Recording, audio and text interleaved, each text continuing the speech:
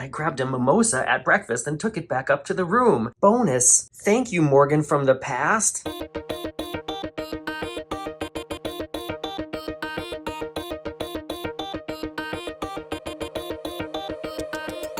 Welcome on board one of the most discussed and probably most dissed cruise ship sailing the seven seas at the moment, the Margaritaville at Sea Paradise. I talked about this in my ship tour video, but I feel like at the moment there's a trend among my fellow YouTube travel cruise content creators to cruise on this ship and then make a horrible video about it. And you know, as always here on the Very Unofficial Travel Guides, I'm going to tell you the truth in my opinion. I try not to make anything look purposefully horrible or better than it is. I go there, I see it, and I tell you what it's like. So let's take a look around this cabin 4145 and I'll discuss a little bit of what's going on here as you're looking at it. We both know those moments when all your worries hit again and eat your time. In my recent comparison videos where I've been comparing two different cruise ship cabins to each other, I've been talking about the curb appeal, the impression that you get when you first come in, and I have to say, I think this is pretty nice.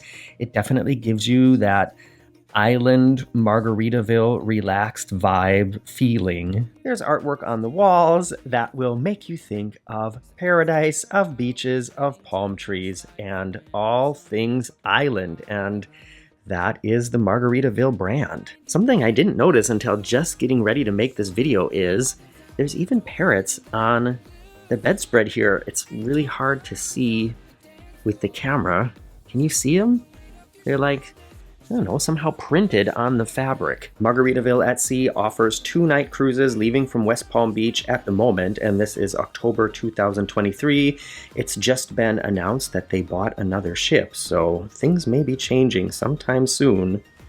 You can also cruise with Margaritaville to Grand Bahamas and then stay on land for a while before cruising back, which is something very special, something that I don't think any other cruise ship in North America offers. And we've chosen to do the 2-night cruise, so we boarded yesterday and we will be disembarking tomorrow. Surprisingly enough, this ship actually has a lot of spaces to put your stuff, not only countertops and cubbies, but also closets. And I mean, the longest you're gonna be on this ship is basically like a day and 2 half days, so it's way more closet space than you're gonna need. It's not like you're gonna be unpacking your stuff when you're on the ship, you know what I mean? We're gonna take a look at the bathroom in just a second, and then I'm gonna give you my general opinion about this cabin experience. But before I do that, let me just invite you to please subscribe to the channel if you haven't done it already. It doesn't cost you anything, really helps me out. Press that thumbs up and notification button, and if you want to get something fun to read while waiting to board maybe your Margaritaville at Sea Paradise cruise, check out my book of crazy and funny travel stories called Getting Stitches on a Cruise Ship. It's available on Amazon now. Okay, the bathroom is only sort of Morgan approved, meaning it does have a actual door that's not see-through, but it's one of these sliding doors, so it's just a little bit different and doesn't offer the same amount of like privacy and noise isolation. Altogether, this is a very loud ship. Not only are the people on it loud, but just there's not a lot of sound isolation. You hear your neighbors, you hear people in the hallway all the time. But all right, we're gonna talk about the bathroom. Here we also have island vibes with our flip-flop shower curtain in this quite tiny little shower area. The conditioner, shower gel, and shampoo are from the Saint Somewhere Spa with their signature scent, and that's pretty nice. It's a very old school style of bathroom design, and it's more spacious than other ships I've been on. I think that this is a little bit bigger than the standard bathrooms on NCL and on Virgin Voyages as well, but I'm not sure. It's hard to compare when it's not like very obvious, but it could be just a little bit bigger, even though what I'm missing and what I would like is, like on Royal Caribbean, they have cubbies up here in the corners. But, you know, still plenty of space here, and especially if it's just 2 nights. There's also a mini fridge with, I mean, ours has nothing. Oh, wait,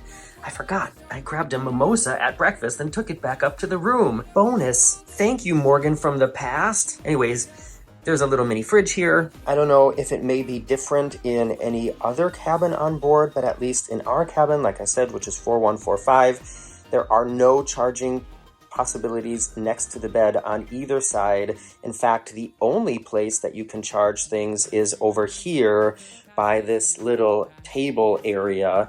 There is a European style plug up here, and then a European and North American style plug down there, and that's it. One interesting thing is there are no real curtains. There is a curtain, but it's just sort of this opaque curtain and nothing that is going to block out this really fantastic bright sun in the Bahamas or southern Florida. And going back to what I said about a lot of travel content creators just sort of tearing this ship apart in their reviews, and I have to say, you know, it kind of is what it is, people. It costs $99 for 2 nights, including food and entertainment.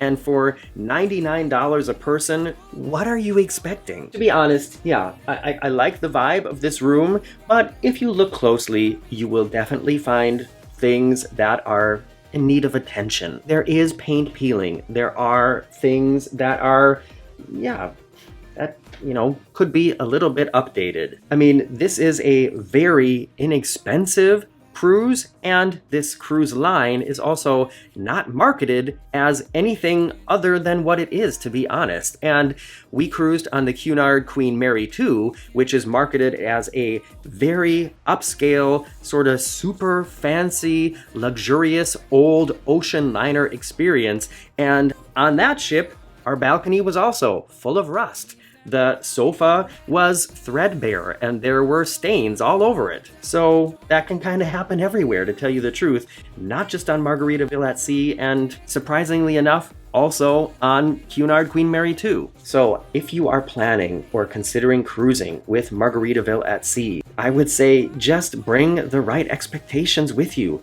Don't expect the Disney dream. Don't expect like the Azamara quest. You're gonna see this in my other videos about this experience. Expect some good food, expect a very vibrant, loud party atmosphere, and a cool sort of laid-back ocean vibe in the decorations everywhere on board the ship. I'm Morgan from the Very Unofficial Travel Guides. I hope this helped you. Let me know if you have any questions in the comments below. I try to read and answer all comments I can, and I look forward to reading what you have to say about this video, and I hope to see you back here soon. Bye-bye.